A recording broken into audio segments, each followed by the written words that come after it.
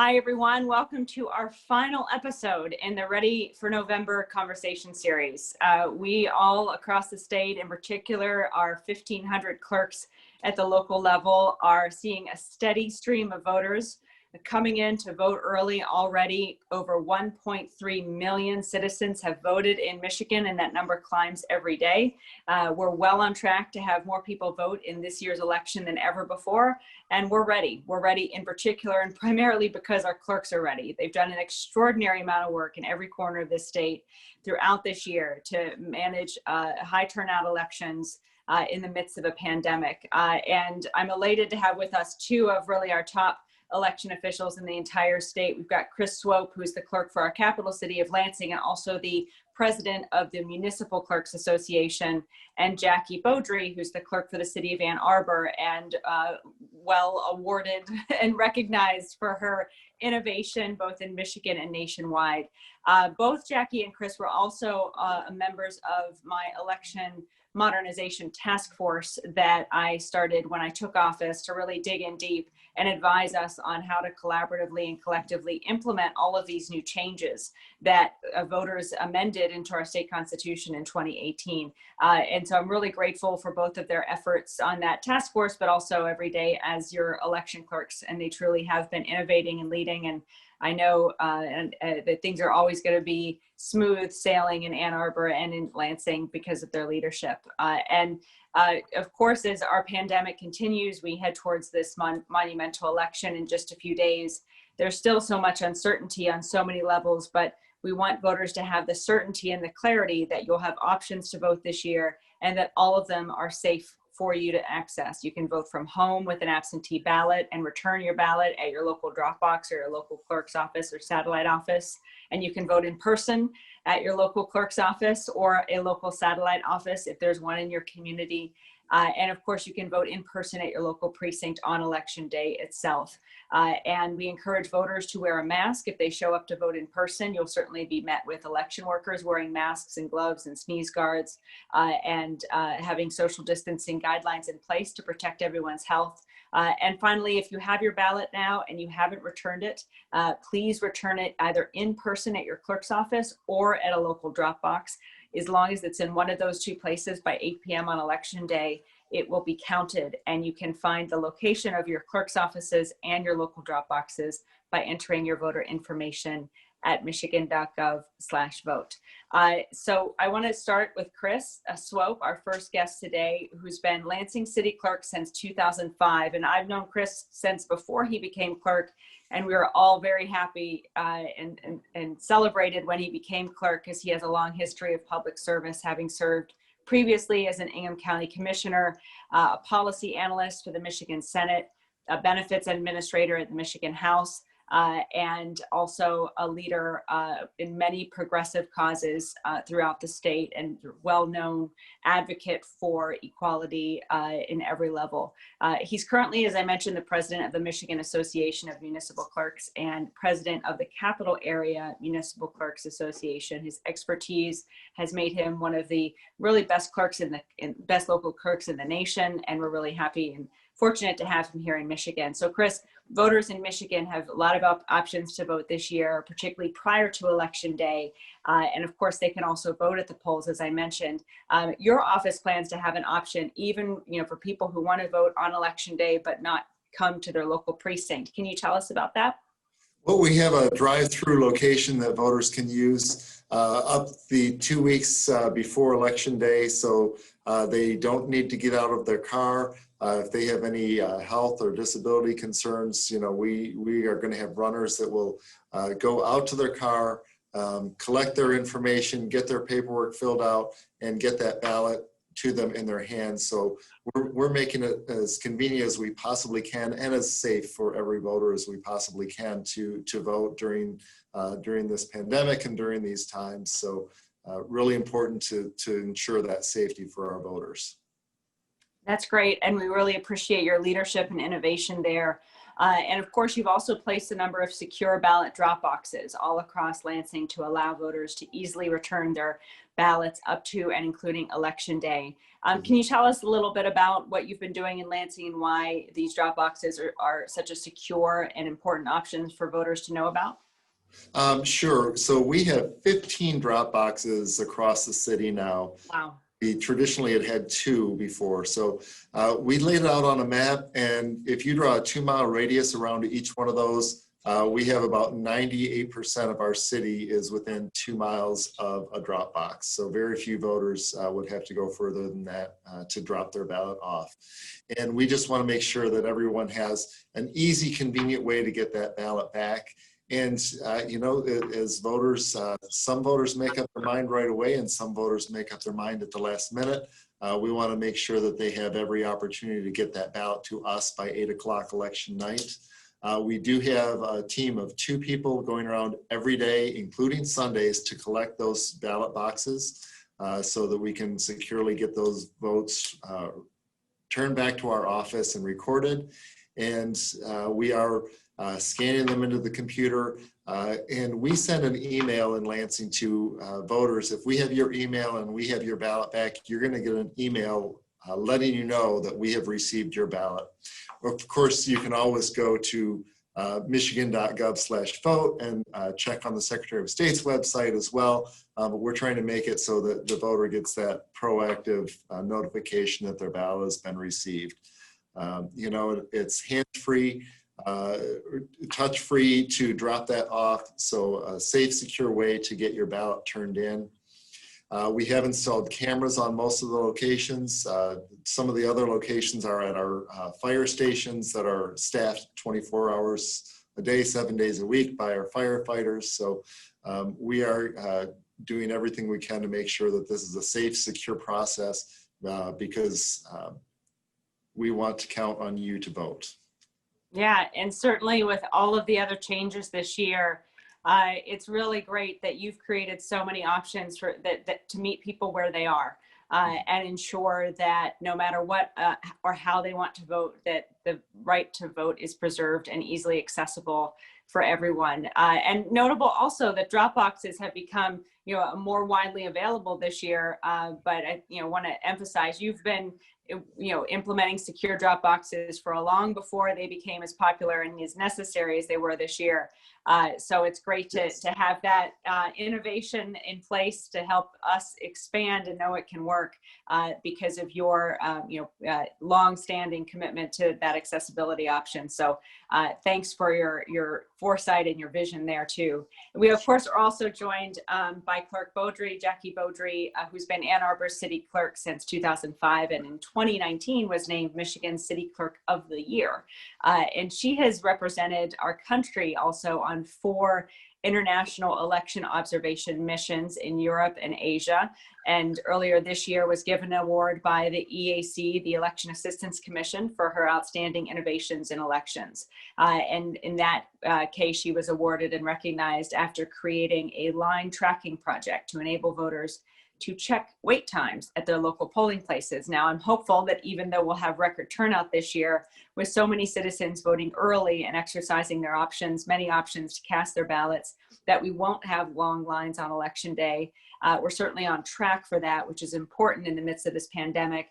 But Jackie, can you talk a little bit more about that effort and other things that you're doing to ensure this year that voters encounter safe, accessible, and secure elections in Ann Arbor?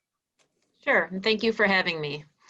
One of the things, actually, you brought up the line tracking project, and that's on our website at a2gov.org/elections. We've added to the line tracker, not just the traditional wait times at polling places, but voter registration waiting. So we now have opened a satellite office on the campus of the University of Michigan, and you can check in if there's a wait there to register to vote, and if there's a wait at City Hall to register to vote. So voters now have options on election day for if they are in that situation where they still need to register and get a ballot on election day. So we've added, in addition to, as you mentioned, We don't expect waits at our polling places because here in Ann Arbor, we've issued over 50,000 absentee ballots as of today. So we're looking at potentially more than 50% of voter turnout will have already occurred before November 3rd. So that's really exciting for us, but we do have multiple options on election day as well as ahead of election day for voters, including our new satellite office at the University of Michigan Museum of Art. And that office has basically operated since National Voter Registration Day on September 22nd, allowing in Ann Arbor all citizens, but especially our youngest and newest voters, to register to vote, get a ballot, and turn it in right there, one-stop shopping. That's been a very successful project. That's great and really important. And I think, you know, one of the reasons you see so many people taking advantage of these early options in your community is because you have made them so accessible. And certainly, you know, even the work you've done, and I know I visited the satellite office that you opened at the Art Museum at the University of Michigan campus, which was really, you know, what I hope can demonstrate what voting in person can be like in the future. It's something that we celebrate, something that's in a peaceful and beautiful location, and really, you know, with access to state-of-the-art equipment. So, you know, bravo for all the work that you're doing, both of you. One last question, Jackie. If someone hasn't registered to vote yet or hasn't requested their absent voter ballot, what are their options at this point? Well, as of October 19th would be the last day that you could do it any way except in person. So after starting October 20th, voters will need to come to their local clerk's office or a satellite office. So in the case of Ann Arbor, continue to register voters both at the Art Museum as well as at City Hall. What changes is the requirement for in-person and also proof of residency. And this is an important point for us in our community because of the nature of our population with the university. Is the proof of residency can be a Michigan driver's license, but it can also be a utility bill, some other type of government document. We encourage our students that government document can be dormitory evidence from the University of Michigan or whatever state school you go to. So, and it can also be digital. So really this extra step in those last 14 days leading up to the election doesn't have to be difficult. So you do have to do it in person, but we experienced same-day voter registration with the March primaries, and the vast majority of the people registering in Ann Arbor just pulled up on their phone a digital document, and that satisfies that proof of residency. And for us in Ann Arbor, that tends to be something from the university that satisfies that local residency requirement. That's great and really important details for people to know. And of course, if people have any questions about that in Ann Arbor, they can go to the clerk's website in Ann Arbor. You can also go to michigan.gov/vote. But your clerk's website as well as michigan.gov/vote are really your portals for all of those details and information as you decide and make your plan to vote. And in that regard, this really question is for both of you. One of the challenges this year has been really an increase in hyper-partisan rhetoric around access to the vote and the voting process, which I know for you all as your professionals, you are election administrators, you rise above the political fray and simply do your jobs to the best of your ability for every voter. It's true public service. Wondering if you have any insights or advice to voters who may just be afraid of voting in person this year or voting by mail, or worried their vote won't make a difference even. What would you say to someone who's on the fence, who's just basically a little bit uncertain as to whether or not it's worth it to vote this year? Well, Secretary, one thing I will, I know Chris mentioned this, but we also send the email, which we found following our hashtag A2Votes on Twitter and other social media platforms, very reassuring to voters. We added a sentence this year to let them know that not only did we receive your ballot, but your signature's already been verified, and that ballot is locked in our secure vault awaiting election day processing. We also let them know that absentee ballots are counted at the same time as in-person votes on election day. So just trying to get true factual information out to voters, because there is a lot of fear about if I put it in a ballot drop box, I heard that might not count. And so making sure the messaging that our ballot boxes are secure, they're video monitored, and that all of these options for voting and for returning your ballot are safe and secure. And that it is our intention that all absentee ballots received by 8 p.m. on election day, that those results will be reported on election night. That's great. Chris? Yeah, thank you, Secretary Benson. I would agree, you know, 3 basic ways you can vote. You can vote at home by getting a ballot mailed to you. You can vote early by coming to any of my offices and picking that ballot up in person, or you can vote on election day at your precinct. So any of those can be safe and secure, and I think every voter needs to make their own decision about which way they feel most comfortable with. I'm promoting all of them. Right now, you know, I'm doing more things to vote about vote at home and vote early. And as we get closer to the election, I'll be sharing more information with my voters about voting at their polling place on election day. All 3 of them, your vote counts the same. Every one of us on election day is equal. We all get 1 vote no matter who we are. It's up to you to exercise that right and get out and make sure that vote gets cast.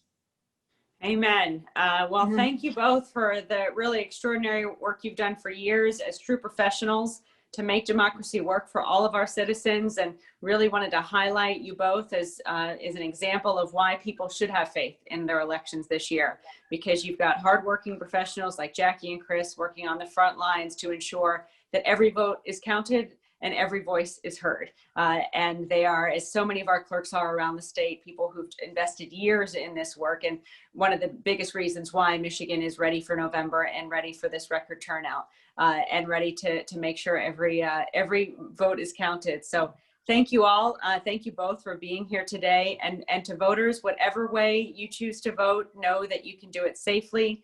Know that your vote will count. You can, if you vote early, track your ballot either through your local clerk or at michigan.gov/vote. And we want everyone to make a plan to vote however you choose to cast your ballot this year. Let's all do what we can to join these really terrific, tremendous election experts and be ready for November alongside them to ensure a smooth election. So thank you, and let's go bring this election home. All right. Thank you. Thank you. All right, thanks guys.